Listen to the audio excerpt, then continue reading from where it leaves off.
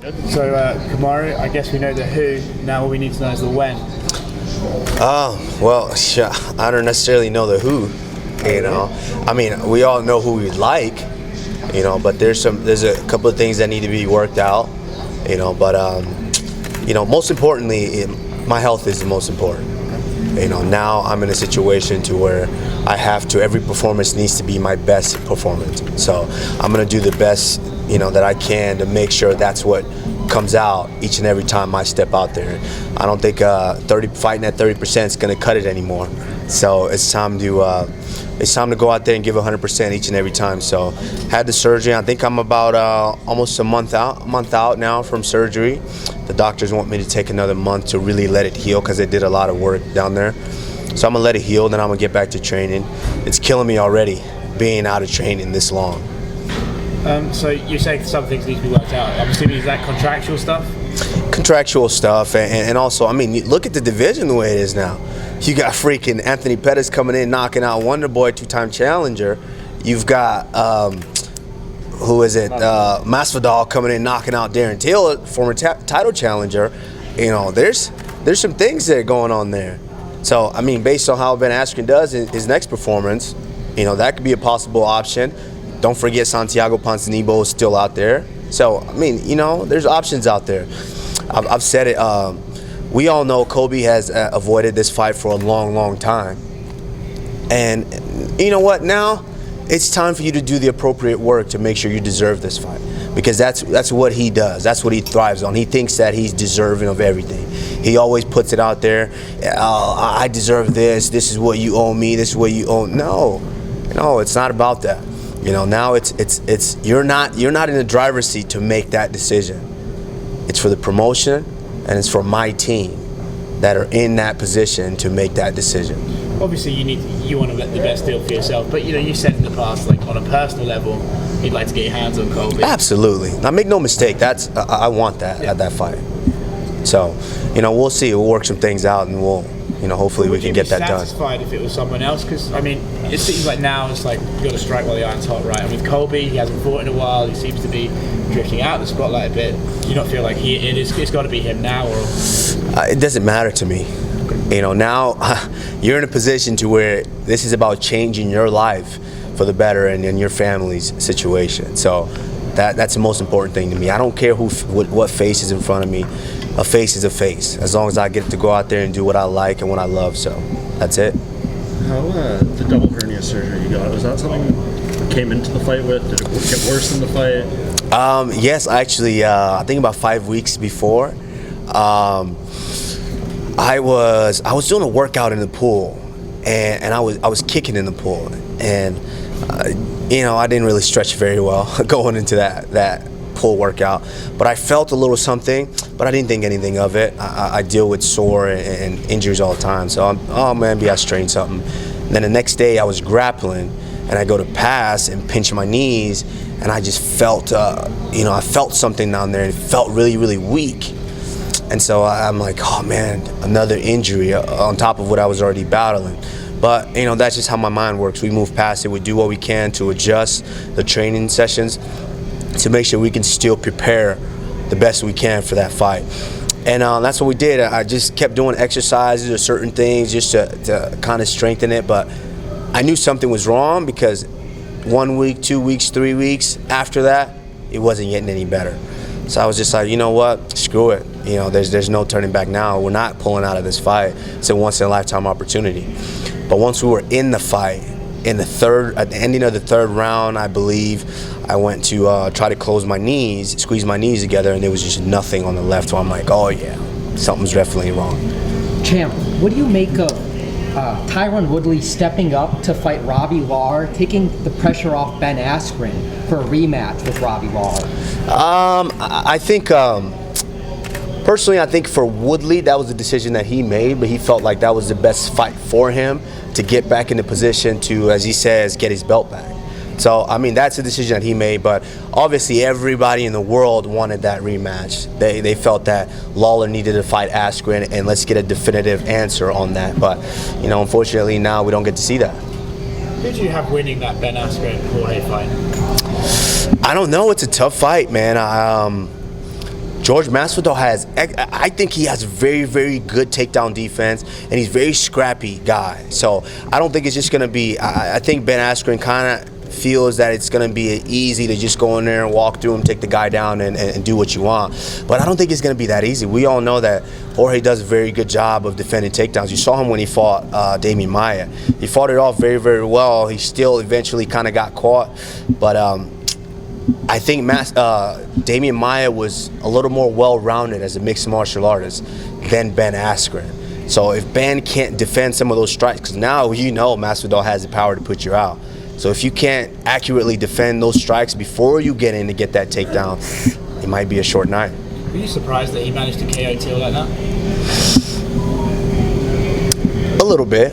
I was a little bit surprised, just because Masvidal's coming off of 2 losses, hadn't fought in a long time, and Darren Till hasn't really ever been knocked out like that, and so that's I was surprised by that, but. Masvidal we've known for a long time that he has very good striking. He does, and so it's just he played off of the errors that Darren Till made, and he landed that strike and was eventually able to get him out of there. What happened at the Palms, Colby?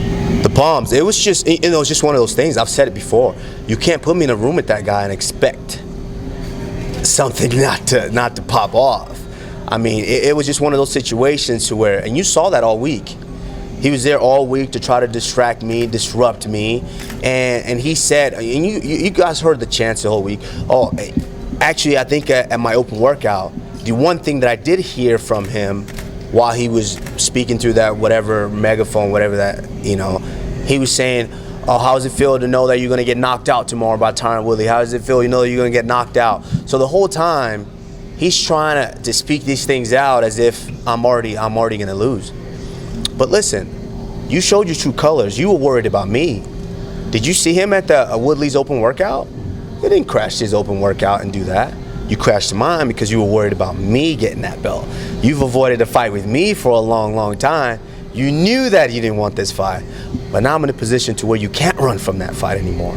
Now you have to, as I've said, you have to beg me for that fight. It almost seems like you were the peacekeeper in that situation a little bit. Like Colby and Ali were kind of the. You know what?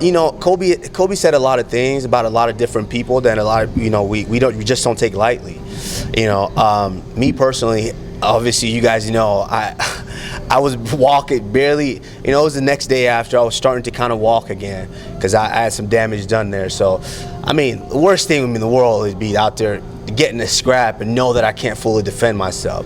I'm not giving that guy one up in any situation. And on top of it, I'm not there to mess up my money. If I'm gonna beat that guy up, I'm gonna beat him up in the cage where I get paid extensively and handsomely to do it. What do you make as a champion this new ESPN Plus pay-per-view era? Now that you're going to be getting points, is this a good thing? Is this something you still don't really know completely about? Yeah, I still don't know completely about. I'll let you know once I get that first check.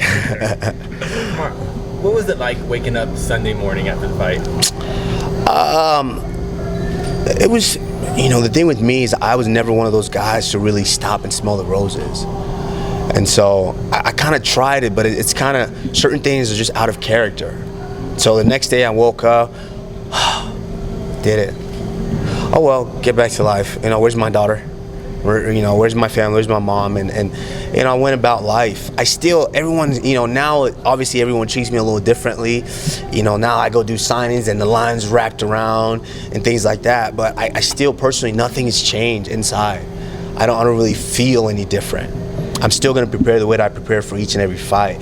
I prepared for, in my career so far, every fight has been like it's the hardest fight of my life. And so, nothing's going to change.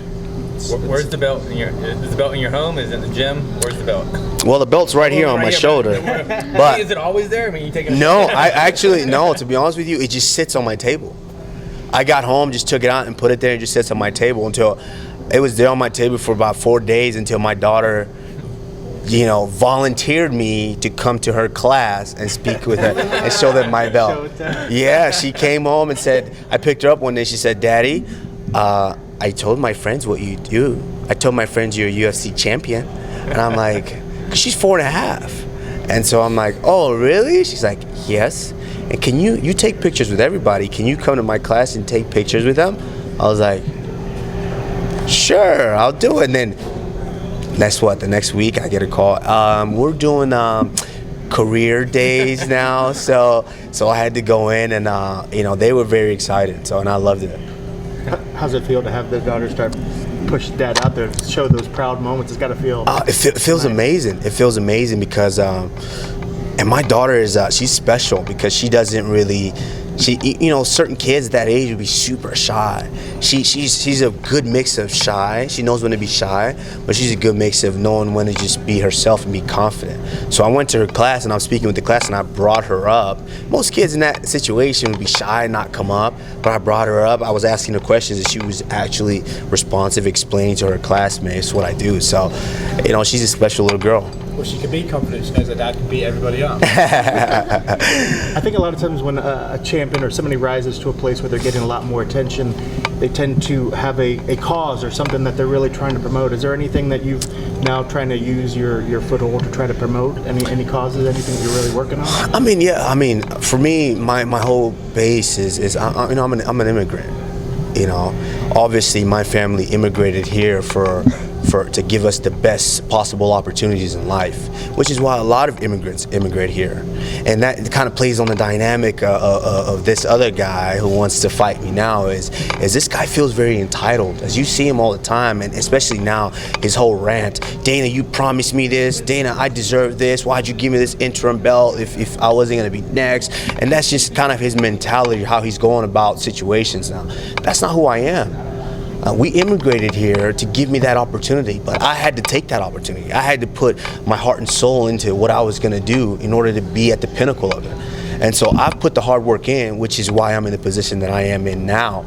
And this guy, I feel like, is trying to divide us.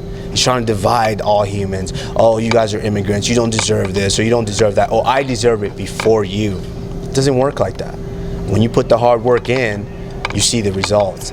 And I think that's what, if that fight does come to fruition, that's what that fight's going to symbolize. Is there a risk when you fight a guy who you say is promoting those stuff, that the promotion of that fight, that the UFC don't mind raising the ugly stuff, that it could raise some ugliness amongst the fans and we could start seeing like a darker side of MMA? I don't really care. The thing is, at the end of the day, we're human beings. And on top of it, we're men. We're the professionals. We have to go out there and punch each other in the face. It is what it is. It's all talk. But once you get in there with another man and you're able to actually fight it out, it's a different level of respect. Whether he might not show it or not, in his mind, he knows it's a different level of respect. So, at the end of the day, I think it's going to be one of those things where, in every case, there's good versus evil. When we go out there and we duke it out, at the end of the day, there's going to come a resolution. Whether it's Colby or someone else, what does your timeline really look like? You said a month till you can get back to training. It sounds like there's going to be a second pay-per-view end of July. If you're back in a month, that would probably be 8-9 weeks. Is that enough time? Do you think you can see yourself? 8-9 weeks? You think I'm a machine? Come on. No, we're working on something. I have to talk to my team, and I think maybe August. It looks good. August or end of August or September is accurate time, because I've never, in my whole career, I've never been out of training for more than a week. And so now sitting out for a whole month, and on top of it, there's a big injury that I had to rehab through. So, we're going to give it the appropriate time and really make sure that we're able to put out our best product. With Izzy fighting tonight, he gets potentially gets a belt here. Sadiq Youssef just got a big win. Francis Ngannou has a big fight coming up. How close are we to UFC Africa? I already told you guys the African invasion is real. I think we're very close. Izzy goes out there and does his thing tonight, and Francis, we already know, is right there at the cusp of it. We're going to see that next year. Where would be the best place to hold that? Somewhere in West Africa, or maybe South Africa. South Africa, I feel, already has the infrastructure because they have a big promotion down there as well. So there, or somewhere in West Africa, Nigeria, Ghana, Cameroon, it doesn't matter. It's going to be in Africa somewhere. So we're going to have to make it happen. Last thing from you seem to get a really positive response from your appearance on Joe Rogan's podcast. You talked a lot about a lot of things, shared some details about your past. What kind of reception do you get that? And was it important to you to kind of open up a little more and get people to know you? Yeah, absolutely. Because now I'm in a position to where I have that platform. I have to be able to show people myself, because I can't hide from it. Because everyone's going to want to know, who's the UFC welterweight champion again? oh, that guy. Oh, I don't really know anything about him.